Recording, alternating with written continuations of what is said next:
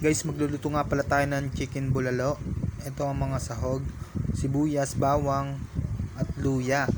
Yan, italagay nyo na lang yan dyan sa kawali. At mamaya maya papainitin nyo na yan guys. Nakikita nyo yan guys, at susunod nyo na ang asin. Susunod na natin yung asin. Ayan. Tapos onti lang, bala na kayo kung gaano karami. At susunod na natin ng corn cubes, chicken at paminta.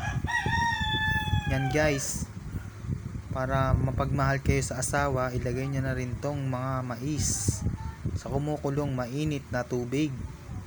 And sunod na rin natin ang chicken.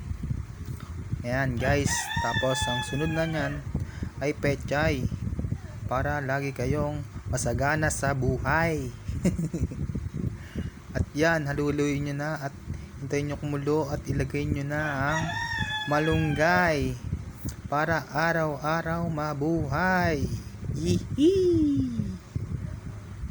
This it guys, luto na ang ating ulam for today. Kaya tara na, kakain na. Thank you for watching guys. Salamat sa suporta. I love you all.